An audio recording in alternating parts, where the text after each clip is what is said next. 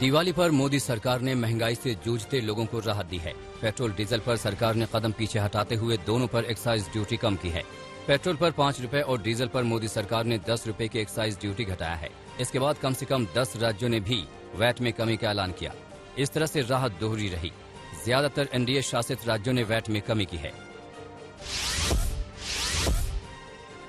दिल्ली में दिवाली की सुबह पेट्रोल 110 की जगह 105 रुपए मिल रहा है। इसी तरह डीजल 98 की जगह 88 रुपए प्रति लीटर मिल रहा है। 28 दिन के भीतर ही पेट्रोल की कीमत देश में 8 रुपए से ज्यादा बढ़ गई थी, लेकिन अब इसमें कुछ कमी आई है। सबसे बड़ी राज्य यूपी में योगी सरकार ने पेट्रोल पर 7 रुपए और डीजल पर 2 रुपए वैट में कमी का फैसला किया है। गुजरात में भी पेट्रोल और डीजल के दाम में जोड़े गए वैट पर 7 रुपए प्रति लीटर कमी की गई है। बिहार में वैट की दरों में पेट्रोल पर 1 रुपए 30 पैसे और डीजल पर 1 रुपए 90 पैसे की कमी की गई है। बीजेपी शासित 4 राज्यों में असम, त्रिपुरा, गोवा और कर्नाटक में भी पेट्रोल और डीजल पर वैट में 7 रुपए प्रति लीटर की कटौती का फैसला किया गया है। महंगाई से हार की बात कहने वाले जयराम ठाकुर ने भी हिमाचल प्रदेश में वैट घटाया है। बीजेपी शासित राज्यों में वैट की कटौती और केंद्र की एक्साइज ड्यूटी घटाने के फैसले से उपभोक्ता भले ही राहत की सांस ले, लेकिन कांग्रेस को इसमें जबरदस्त सियासत नजर आ रही है। वोट की चोट से सच सिखा ही दिया, पर यह भी याद रखें, साल 2014 में जब कांग्रेस की सरकार थी तो पेट्रोल का दाम था 71 रुपया 41 पैसे प्रति लीटर और डीजल का दाम था 55 रुपया 49 पैसे प्रति लीटर और कच्चा तेल था $106 प्रति बैरल। आज कच्चा तेल है $82 प्रति बैरल। मोदी जी, दाम ही कम करने हैं तो 2014 के मुकाबले में दाम कम कब करेंगे? राजस्थान कांग्रेस ने भी मोदी सरकार से कहा है कि जुमले नहीं चलेंगे और ये कटौती नाकाफी है। बंगाल से टीएमसी ने भी केंद्र के फैसले पर तंज मारा है। तृणमूल ने तेल की कीमतों में कटौती के ऐलान को मोदी और शाह का स्टंट कहा है।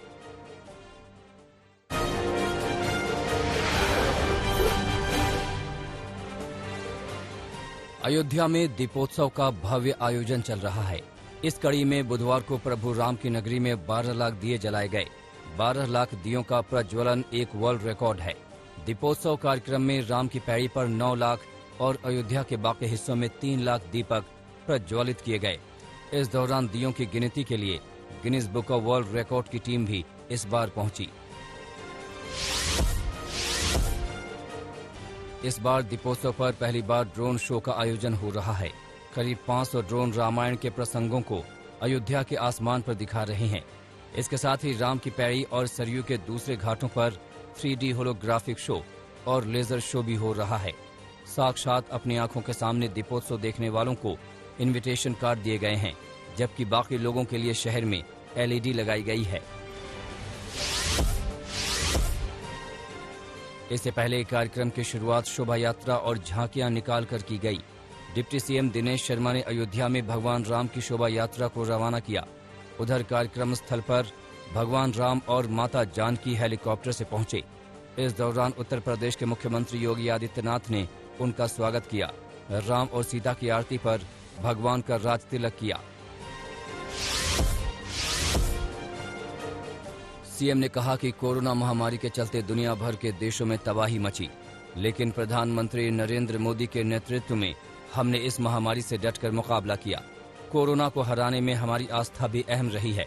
उन्होंने कहा कि गरीबों के मुफ्त अनाज की योजना नवंबर से बढ़ाकर होली तक कर दी गई है। अब गरीबों को 1 किलो खाद्य तेल, 1 किलो दाल और 1 किलो नमक भी मुफ्त दिया जाएगा। इसका 15 करोड़ लोग लाभ ले सकेंगे। सीएम योगी ने अयोध्या में अखिलेश यादव पर भी निशाना साधा। योगी ने कहा कि आप देखना कि अगर अगली कार सेवा होगी तो गोली नहीं चलेगी। राम भक्तों व कृष्ण भक्तों पर पुष्पों की वर्षा होगी। पिछली सरकारों में ये पैसा कब्रिस्तान की दीवार बनाने में खर्च होता था। आज मंदिरों के पुनर्निर्माण और सुंदरीकरण पर खर्च हो रहा है। उन्होंने कहा कि जिन्हें कब्रिस्तान प्यारा था वो जनता का पैसा वहां लगाते थे। जिन्हें धर्म और संस्कृति प्यारी है वो पैसा उनके उत्थान के लिए लगा रहे हैं।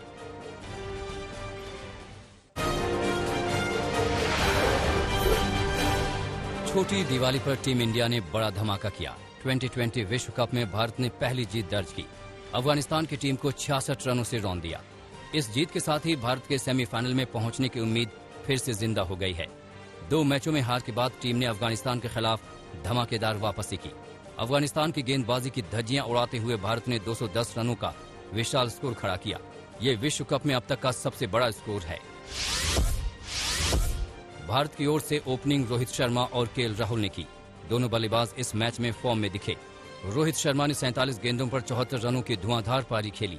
रोहित शर्मा को मैन ऑफ द मैच का खिताब भी मिला। रोहित इस मैच में शुरू से टच में दिख रहे थे। गेंद बल्ले पर आ रही थी। उनकी टाइमिंग भी अच्छी दिख रही थी। केएल राहुल ने भी 68 रनों की बेहतरीन पारी खेली। अफगानिस्तान के खिलाफ हार्दिक पांड्या और ऋषभ पंत ने भी धुआंधार बल्लेबाजी की। पांड्या ने 35 और पंत ने ताबड़तोड़ 37 रन बनाए। जवाब में उतरी अफगानिस्तान की टीम 144 रनों पर सिमट गई। इस विश्व कप में पहली बार खेलने उतरे आर अश्विन ने अपनी फिरकी में अफगानिस्तान के बल्लेबाजों को खूब फंसाया और भारत के लिए वापसी की उम्मीद पैदा कर दी।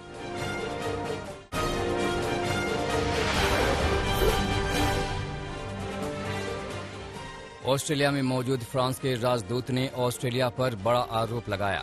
कहा कि फ्रांस के साथ हुई पनडुब्बियों पर हजारों करोड़ की डील को ऑस्ट्रेलियाई सरकार ने धोखे से रद्द किया था। अमेरिका के बाद अब यूरोप भी ताइवान के करीब आया। यूरोपियन यूनियन की संसद का प्रतिनिधिमंडल ताइवान पहुंचा। चीन के लगातार ऐतराज के बीच यूरोपियन यूनियन के सांसदों का ये दौरा महत्वपूर्ण माना जा रहा है। इतिहास में पहली बार यूरोपियन यूनियन की संसद का प्रतिनिधिमंडल ताइवान पहुंचा है। COP26 सम्मेलन में चीन रूस के शामिल न होने पर राष्ट्रपति बाइडेन के बयान के बाद चीन की प्रतिक्रिया सामने आई। चीनी विदेश मंत्रालय ने कहा कि खाली शब्दों से काम नहीं बनेगा। COP26 सम्मेलन में चीन के राष्ट्रपति द्वारा प्रत्यक्ष तौर पर हिस्सा नहीं लेने को बाइडेन ने बड़ी गलती बताया था। ब्रिटेन के प्रधानमंत्री ने ग्लासगो सम्मेलन के शुरुआती दिनों में अच्छी प्रगति होने के साथ साथ चिंता जताई है। कहा, झूठी आशा से बचने की जरूरत है। संयुक्त राष्ट्र द्वारा आयोजित जलवायु सम्मेलन में करीब 200 से ज्यादा देशों ने हिस्सा लिया था। प्रिंस चार्ल्स और प्रिंस विलियम ने COP26 कॉन्फ्रेंस के बाद दिए रिसेप्शन में कई बड़ी हस्तियों से मुलाकात की। माइक्रोसॉफ्ट के संस्थापक और कनाडा के पीएम से प्रिंस चार्ल्स ने मुलाकात की, तो प्रिंस विलियम ने ऑस्ट्रेलियाई प्रधानमंत्री स्कॉट मॉरिसन समेत कई राष्ट्राध्यक्षों से मुलाकात की।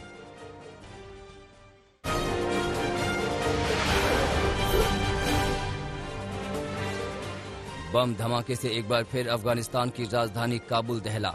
सड़क पर गश्त कर रहे तालिबान लड़ाकों को निशाना बनाया गया। इसमें 2 लोगों की मौत हुई है और 3 घायल हुए हैं। रूस को लेकर यूक्रेन के रक्षा मंत्रालय ने बड़ा बयान दिया है। कहा, यूक्रेन बॉर्डर के पास किए गए सैन्य अभ्यास के बाद रूस ने अपने 90,000 सैनिकों को वापस नहीं बुलाया। इसी साल की दूसरी तिमाही में रूस ने स्लोमेंस्क इलाके के पास सैन्य अभ्यास किया था। बढ़ते कोरोना मामलों को देखते हुए नीदरलैंड्स की सरकार ने दोबारा मास्क से जुड़े कानून को लागू करने की बात कही है। साथ ही आने वाले समय में कोरोना पास का भी विस्तार किया जाएगा। अब नीदरलैंड्स में कोरोना पास धारक म्यूजियम, जिम समेत कई जगहों पर जाने के हकदार होंगे। ताइवान के सुरक्षा बलों ने फर्स्ट जनरेशन एक्सोस्केलेटन को दुनिया के सामने प्रदर्शित किया। सैनिकों की दक्षता और सहन शक्ति बढ़ाने का एक्सोस्केलेटन काम करेगा। चीन से लगातार मिल रही चुनौती के बाद ताइवान का नया हथियार अहम माना जा रहा है। न्यूयॉर्क शहर में हुए मेयर पद के चुनाव में एरिक एडम्स ने बाजी मार ली। न्यूयॉर्क शहर के इतिहास में दूसरे अश्वेत मेयर के तौर पर शपथ लेंगे। पेशे से एरिक एडम्स पूर्व पुलिस अधिकारी रह चुके हैं।